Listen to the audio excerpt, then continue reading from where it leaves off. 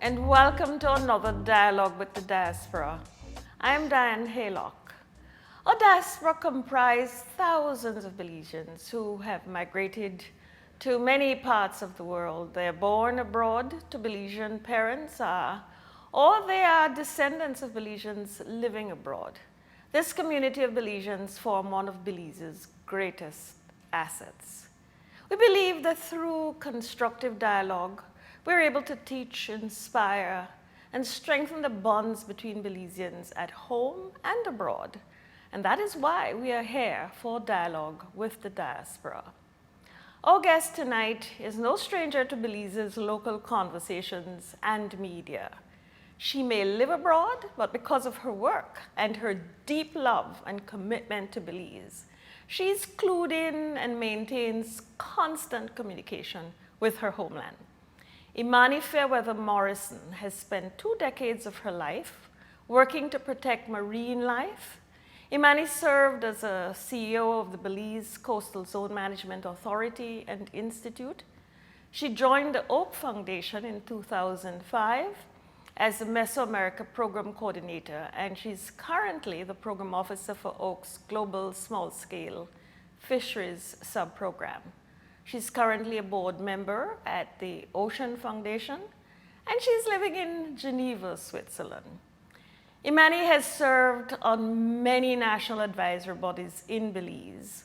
She's also served as the chairperson of the Board of Trustees of the University of Belize. She has a Master's of Science with distinction in Regional Planning and Development from the University of the West Indies. It is always a pleasure for me to welcome my guests, but it is an extra pleasure when I welcome someone I know. Imani, it is a pleasure to have you here with us on Dialogue with the Diaspora. The pleasure is mine. I feel almost as if I'm cheating, right? I live in Belize and I live here, but it's a joy to be able to join you and to have this conversation with you. Nice seeing you. Well, we like to start off by getting into people's business. I know who you are. I know all about, well, I can't say I know all about you, but I know quite a lot about you. But it's important for our guests to really get to know you as well. So we like to start off by having you talk about your family history, your connections with Belize, and yeah, a bit about who Imani is.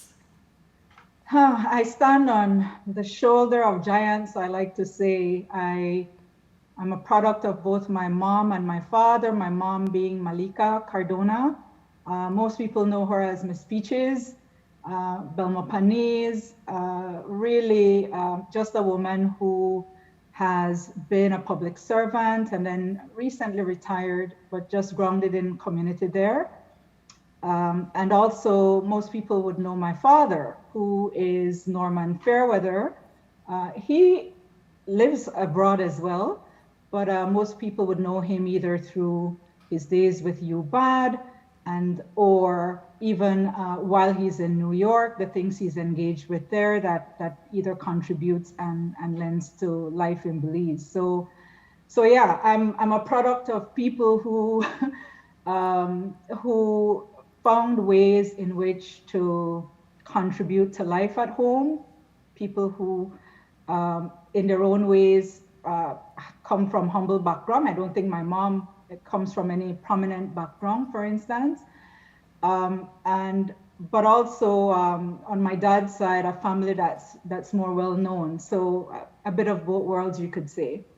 I consider myself, I've lived in Belmopan. I grew up in Belmopan. And then once married, I spent time living in Belize City because that's where my husband is from. So yes, that's where I'm from and who I'm connected to. And most people would probably know my family roots. Indeed. Let's talk about you as really, well, I consider you a very strong advocate for biodiversity, marine protection. I mean, I know that you've been involved in this field for a very long time. Maybe we could talk a bit about what attracted you to this field of work in the first place, or this interest. Where did this interest come from?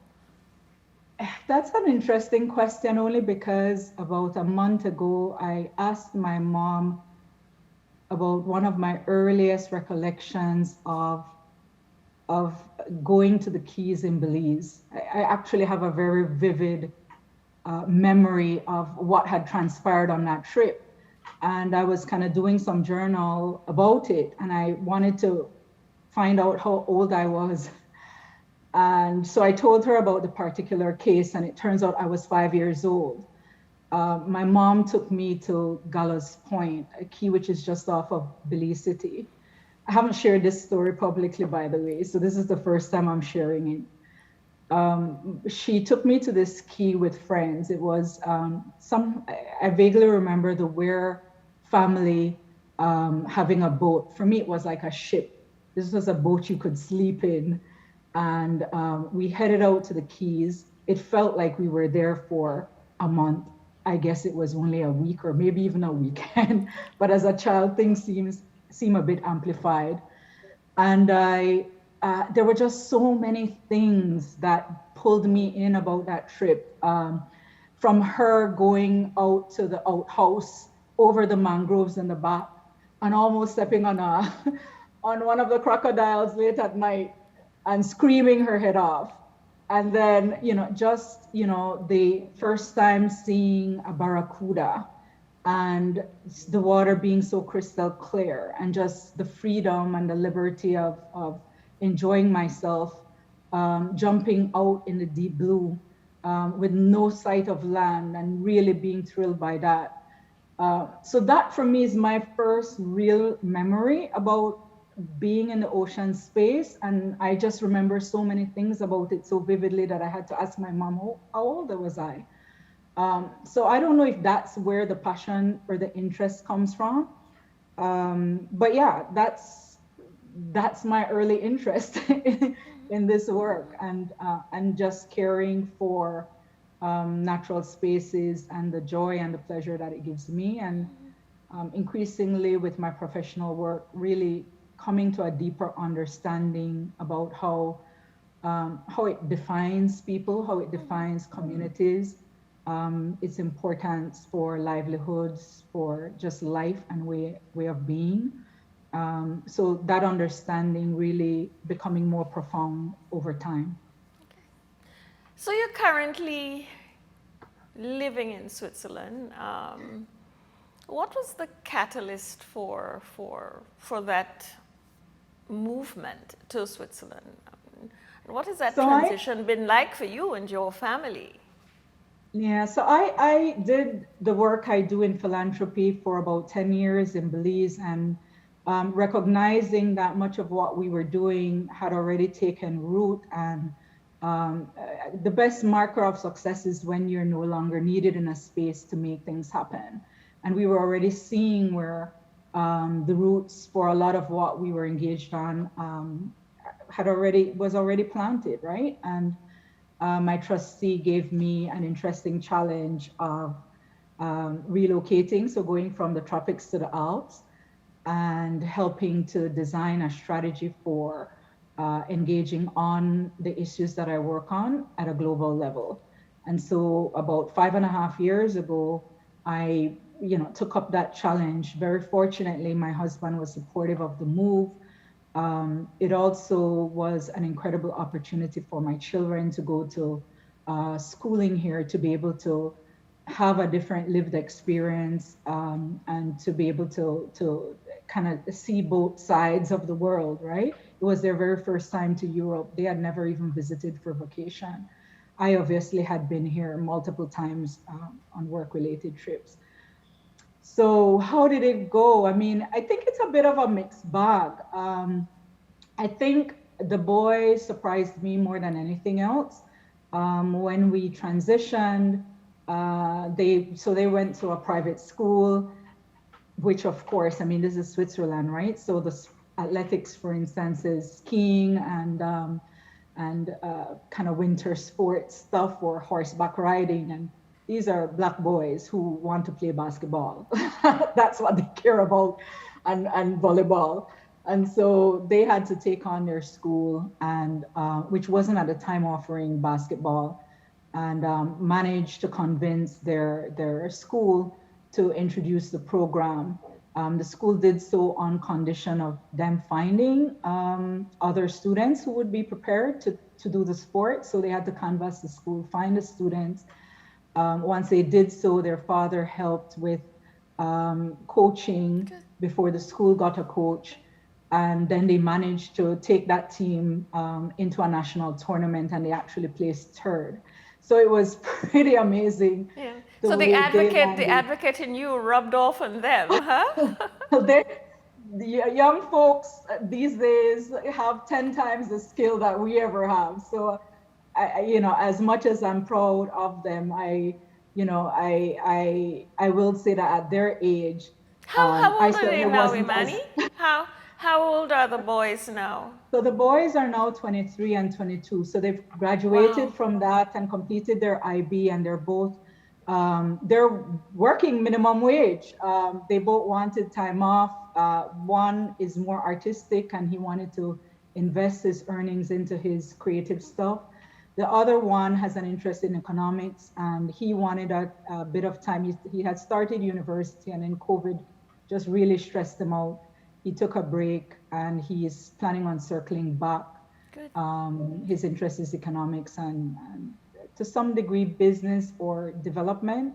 I'm not sure what that will manifest into, but they're both doing well, and both, I think, came at a time where they were old enough to know enough of Belize, to appreciate Belize, and also old enough and kind of eyes wide open to draw comparisons between the place and be able to take the good from both worlds.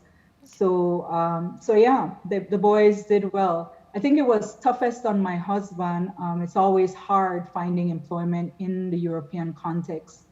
And so we had to make some decisions. We had committed, we'd tough it out once the boys were both in school. But once they were done, we agreed. And so he's actually working with the 5Cs doing regional work. And that is why I navigate both worlds so that we can continue to stay engaged. So yeah, so that's how the transition has been. It's a bit of a mixed bag. For me, work-wise, I'm thriving and really just amazed at the opportunity and humbled by the privilege to be able to engage on the issues I'm engaged on globally. A friend of mine once said, and I liked the way he thought about it. He said, I'm living abroad, but I never left Belize. And it is clear in my mind that you maintain strong ties with our Belize. Maybe you could talk about how that works and your ongoing connection to Belize while you were living abroad temporarily. Yeah, well, fortunately, digitally, the connection is unbroken. We're so fortunate. I remember living in Trinidad and then living in Jamaica. And back then, you're talking expensive phone calls to stay in touch with anyone. Today, given what technology is, remaining engaged is so easy. And the work that I do, because it's global work, I actually have to straddle engagement with groups in Australia, for instance. So you're talking time zone in one direction, and then groups in the US or in the Americas. And so I'm obliged to straddle that time zone as well. So there has to be great flexibility in how I see my hours and how I see engagement. But in terms of Belize in particular, when I moved, I just need a sense of community. So I started to reach out to find out which Belizeans are living here. And then I quickly realized that the Belizeans found me. Most people, for some reason, people directed them to me in Geneva. The folks who are living here might not be in Geneva, right? They're living in other parts of Switzerland. But Geneva is the headquarters for many of the international organizations, so the UN, Red Cross, all these major international entities. And so when Belizeans would come through, they would be advised that, oh, there's a Belizean family living there. So I kind of became a bit of a hub. And then quickly, the recommendations on, if folks are here, oh, there's a Belizean family in Geneva, and actually built out, I call it an association. We're now 10 members strong, of all the Belizeans living in Switzerland. Within the second year of being here, I managed to make sure we convened for the September celebration. So doing some of the traditional things you do, and just the basics. When you go home, you bring back that Marie Sharks, distribute it to everyone. You kind of find the things that folks can't find out here, and you make an effort to bring it, stay connected. And so that's just how I've kept the community here connected. We do that via WhatsApp. We show up for each other. One is a dancer, for instance. He just wrote us today his dance. His performance team will put off a show, and he's extending an invitation to the Belizeans out here. Another Belizean had a christening for her baby, who was born out here, and I made the effort to go the 3-hour drive just to be there to share in that special moment with her, so that she could feel like there's a Belizean family there with her. It's so few of us. And then just to stay connected back home. I mean, I'm plugged into every kind of chat group. I make a point of catching up with the news now, maybe once a week. I can't do it every night, but I stay on top of what's going on once a week. And Lord, they stress me out with all the drama where they happen. And some of the work itself that I do still means engaging with either NGOs or activist groups on the ground. And so because of that, I'm obliged to stay in touch, and I keep abreast of what's happening nationally, policy-wise, and just in terms of activism on the ground with civil society. So, I'm privy to the fact that you've been a strong advocate for Belize to consider the Blue Bond. The Blue Bond is now a reality. Maybe you could share with us a bit of the history and why you felt so strongly that that would be a good fit for Belize. So there are some aspects of it that I'm not privy to because of non-disclosure agreements. I'm not privy into the details, but I can certainly give you my own personal, what was my drive, what was my interest. When I was at Coastal Zone as a CEO, there were 3 things I had set out to do in the 2 years that I was there. One had to do with getting a national policy adopted, a policy which would see the country recognize the importance of its ocean resources, and take an approach that's integrated for the management of it, and agree to a strategy for doing that. And I was successful in getting Parliament to adopt a strategy.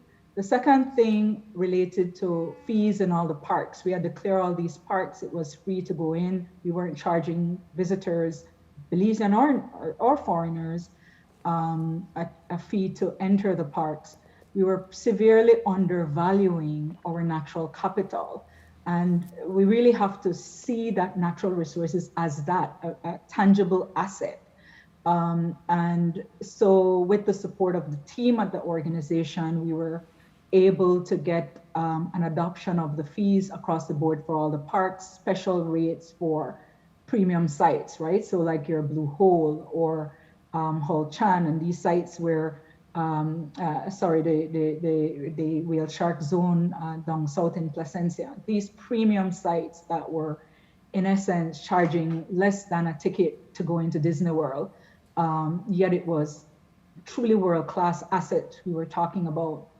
And then there was a third thing I was working towards, but I was unsuccessful in convincing the government to adopt the measure, which was either $1 charge or some fee that would go towards ocean conservation or reef management in perpetuity. So how do we generate the revenues to reinvest in the protection of our reef system overall, right? So beyond these parks, there are blue spaces, reef spaces that require some form of management.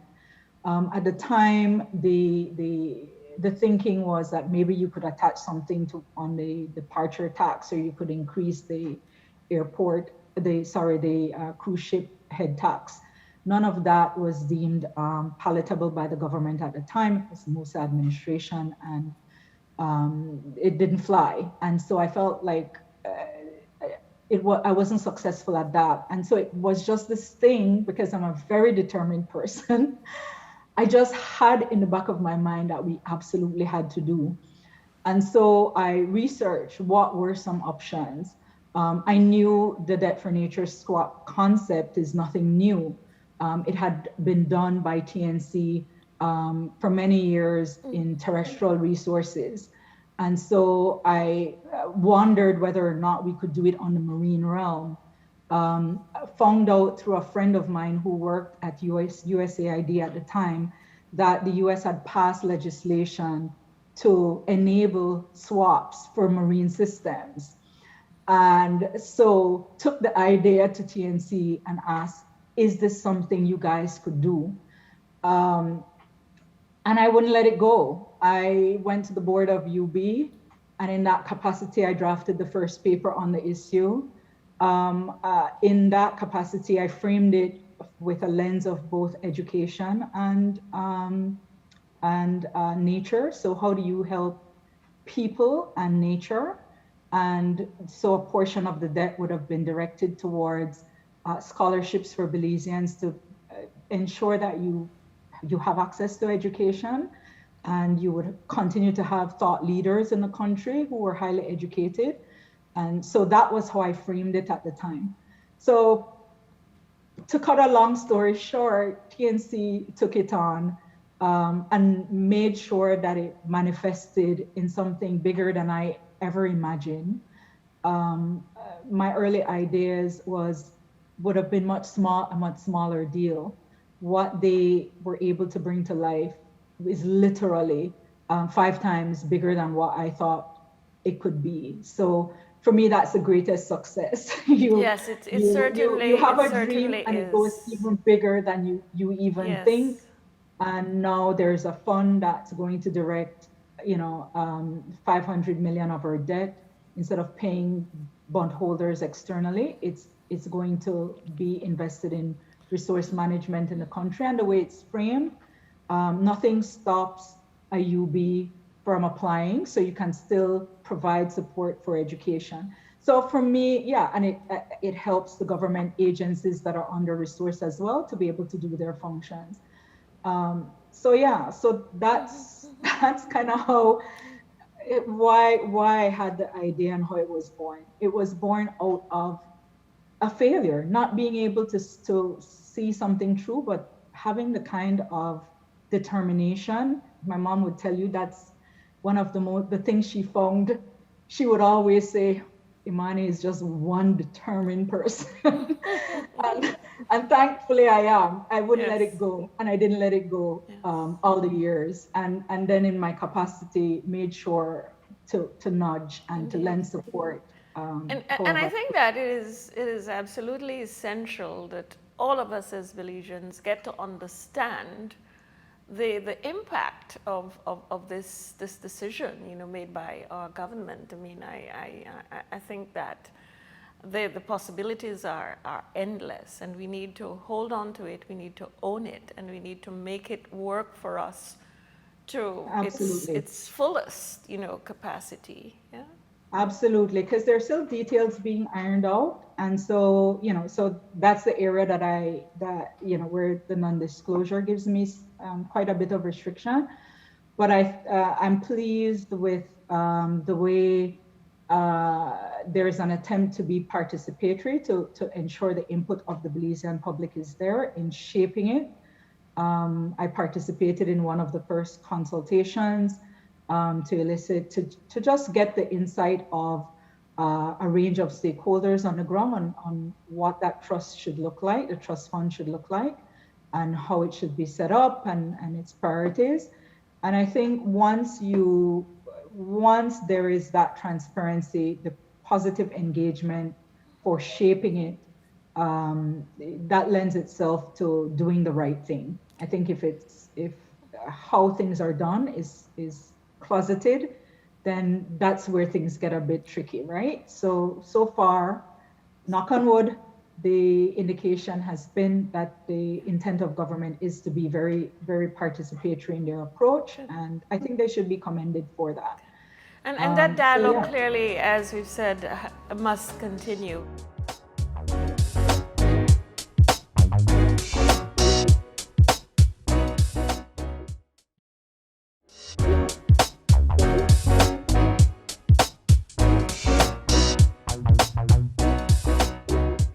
I want to switch gears just slightly, given the fact that you're working for an international organization, and to my mind anyway, I think that it is important work that Belizeans should be doing, not just working at home in the local agencies, institutions, but also seeking work in the international community with these international agencies, whether they work there or are serving in some of the boards of the regional and international organizations. There is something that Belize as a country can and should be benefiting from by that sort of engagement from all Belizeans. And you having been involved in this area, perhaps you could speak to us about the importance of us being in the midst of these organizations. Well, I think Belize has a lot, or the Belize experience is valuable. Certainly in the sector that I work, it's incredibly important to share the work we've been doing in country. There's so many leaders, women leaders even, in country that has been steering the marine conservation work. That's deeply important. Many places are grappling with, how do we do fishery management? How do we do protected areas management? How do we do that in a responsible way? How do we engage on science and research in an affordable way? We have 20 years of doing that. And that is expertise that can be shared. And I'm not talking from my personal self. I'm talking from the knowledge of the ecosystem of actors in country that are deeply engaged on the issues. We have experience on indigenous people's issues, the challenges around that, activist leaders that are deeply involved on that. They're thought leaders around, free, prior informed consent principles. That is valuable anywhere in the world where extractive industry is coming into conflict with indigenous peoples or landholders in all parts of the world. We have deep knowledge, for instance, on LGBTQI rights issues, and our activist leaders who have been engaging the state to try and assert for their rights. And they understand well the policy arena, the challenges there. They understand the legal realm and the challenges there. That is expertise. Rights, people who are asserting for rights of any form are, engaging the state in all parts of the world. And so for me, I think what I've observed is this, I don't know if it's rooted in just being humble. We don't truly understand that is expertise, that is deep knowledge that can be shared, and that you can help to bring others along in their learning. Or the flip side of that, it could be just not valuing self. So my encouragement and my what I would like to encourage people to do is, I mean, it's not to be arrogant, but to be self-assured, to be certain of the things you know, and to feel comfortable in standing in that consciousness of the things you know. And that does not mean that you're not able to learn from others, but it's to be comfortable to sit alongside others on par and to bring to the table your own understanding of things. If you have that sense of self, you're able to sit in any organization anywhere in the world with a certain ease and comfortableness in what you're bringing to the table. So that would be my encouragement. I'm not sure if it's from a place of humility or it's the worst, right? Not thinking, not being comfortable in self and not being certain of self. Well said, Imani, because to a large extent, a lot of us fall into this notion that experts come from elsewhere.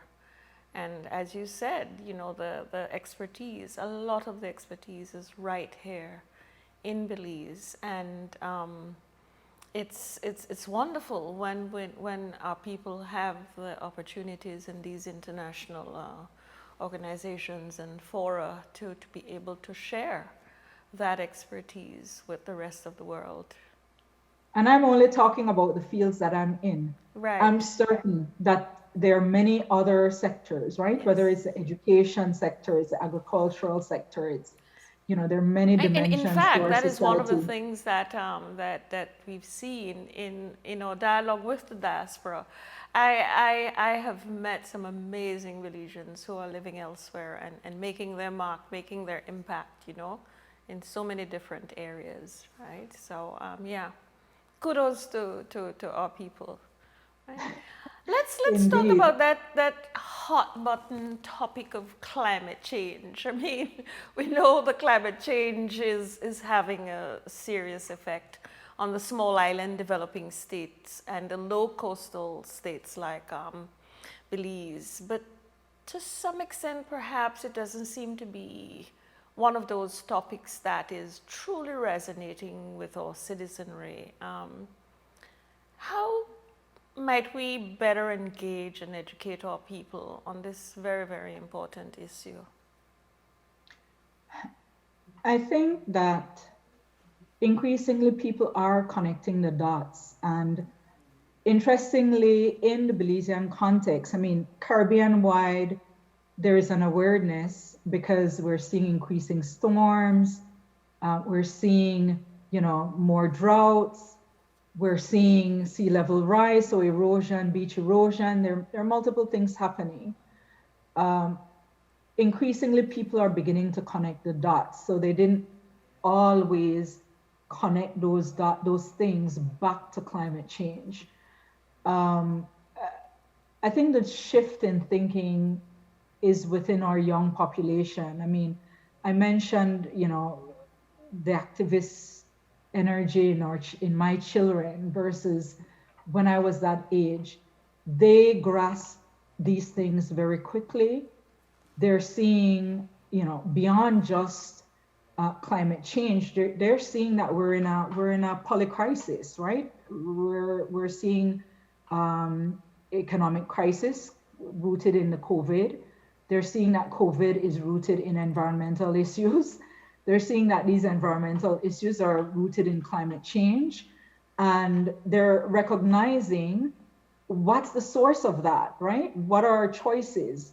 And they're asking questions. I think where we can do better has to do with how we engage, right? The extent to which we're migrating into digital spaces where young people are engaging. So that the ownership of the education, the ownership of the activism is really with our young population. I remember a powerful thing my father said to me in my early 20s when I was very uncertain about stepping into the same leadership role at Coastal Zone. He said to me, this world wouldn't be messed up if my generation really knew what they were doing. So you should not feel intimidated to step up into the world and do better. And so that's the mindset that our young people have to have. If they step up, because our generation, the problems we're seeing in this world are manifested because of the choices that political leaders today are unwilling to take. So they have to step in and be prepared to apply influence and to help to make the decisions that will impact their lives as a new generation. So I think those of us working on issues related to climate change need to create space for new leadership. That new leadership has to come from a younger crop.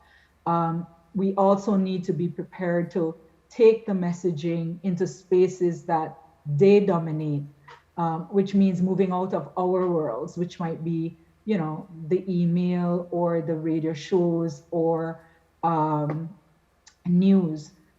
It's a digital world for them. They have completely different ways of engaging, and really ensure that that crop of voters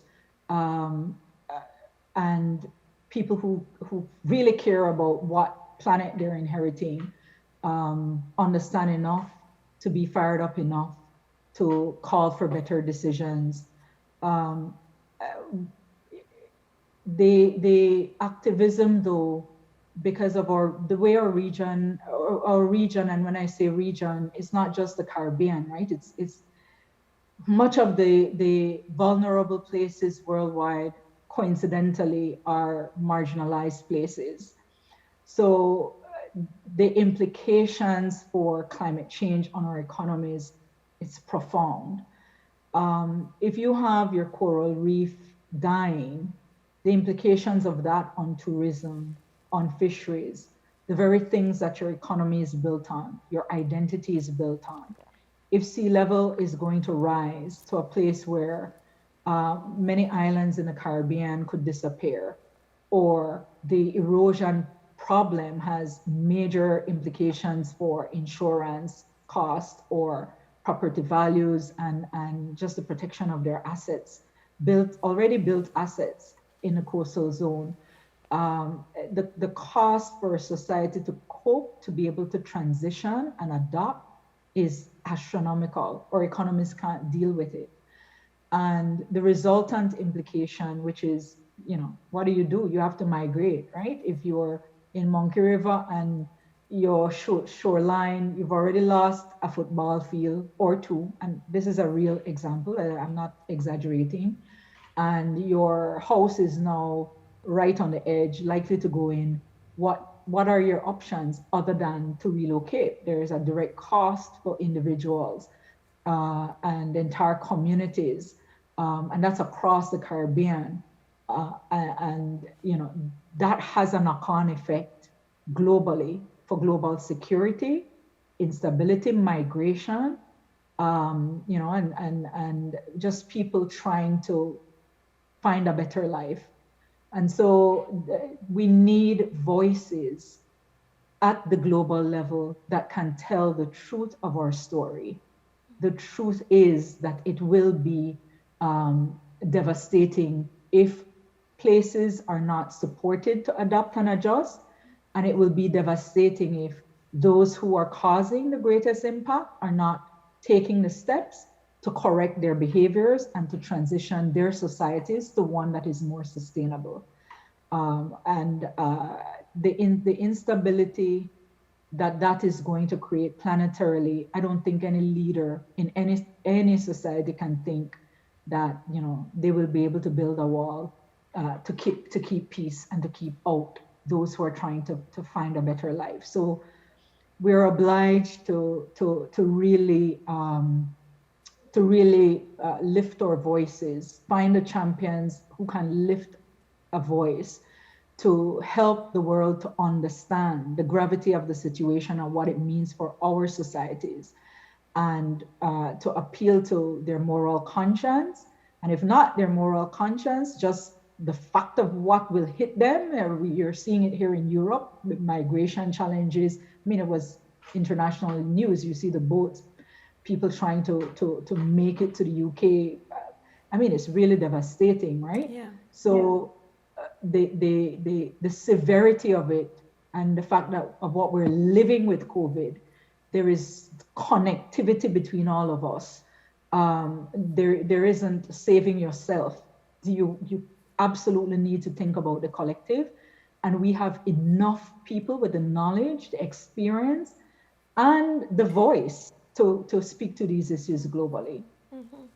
And the connectivity between all the issues, you know, we cannot see any one thing as being separate and apart from everything else. Absolutely. It is a polycrisis with all these things connecting the pandemic, the economic crisis, and the COVID, which is health related, but rooted in environmental issues. So we're at an interesting moment in time for humanity.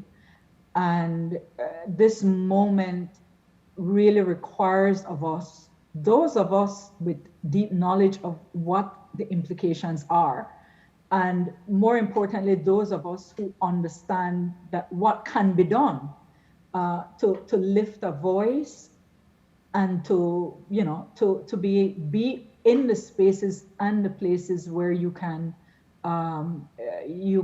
encourage and urge for a different way of thinking and being. Belize has a new Miss Earth. That's an opportunity for her voice to be on the global stage, to tell our story of what it means for us, the Caribbean, vulnerable places such as Bangladesh, other parts of the world that share a similar story to us, so that with her platform, maybe there's something that can be done there. So we have so many people in Belize at multiple levels. Our CEO of Climate Change Center is Belizean, and he does a remarkable job of coordinating the policy position of CARICOM members. And civil society has to support the center and support the political leaders in the region to bring the message of civil society and youth leaders and to the international space, so that our voice is heard. And we have an understanding of those issues, and we have key people in key positions in this moment in time to do just that. Indeed. So, what's in the future for Imani? girl, I just want to get home, son. But that is the near term, really near term. I need to be on the beach, get some salt water, try get some seafood, watch the sunrise in Placencia, Yes. rejuvenate my soul the only way home does for me. And thankfully, that's very near on the horizon. Work-wise, I am in a mode of contemplation on that. I've done 16 years at Oak, enjoying it, loving it, and nobody's putting me out the door. But at my age and stage, at 48, I know what I do with the next 15 years of my life needs to be profound. So I'm actually giving myself the next couple of years, 2 years precisely, to put myself on a path that gets me to what I see myself doing in the next 15 years, still thinking that through that. Right now, I'm trying to just be there for my boys, being supportive while they're thinking through, their next phases in life. They're in a bit of a transition moment. So giving them the space to do that. And enjoying my nieces, nephews, family members as best as I can. So for me, it's, I'm not sure what the 15-year mark will be, but I know the immediate involves some good Belizean food, dukuno and panades, sunrise and sea, and lots of love, family members, and just quality time with the people I love. And hopefully checking in on some of my colleagues when I'm back home, making sure they're Sounds doing good. okay. Well, unfortunately, time just ran away from us. We're at the end of this segment, and so I'd like to give you an opportunity for maybe any last final words for our Belizeans here at home. Just to say thanks. Thanks for being the kind of, I jokingly say Belize is the kind of place that prepared me for everything. It prepared me for the setup artist now. I think Nenko Dregoina thing we no business in. Been there, done that in Belize and understand well what on the international stage. When I forget catch up in. Also, really a place that teaches me that taught me everything, right? My professional, the standing I have now is what I've built based on partnerships, professional relationships, the trust given to me for the multiple roles that I've had in Belize that really allowed me to flourish and grow as a professional would not have been possible if it weren't for my foundation at home. And so for me, it's just always with immense gratitude. And that is why I can constantly be generous in spirit and loving of my home, because there's no other place that in my mind could have been so enriching and nurturing for me. So thanks, and continue to stay well and continue to stay top of things. Keep on eye on everything where they happen, politics and otherwise. That's Imani, this has been a really informative dialogue. Thank you so much for joining me today and sharing such valuable insights. Keep up the wonderful work you are doing. Thank you. Thanks for having me, and thanks for a very comfortable conversation. Thanks. Stay well. Viewers, we're now going for a break, but we will be right back.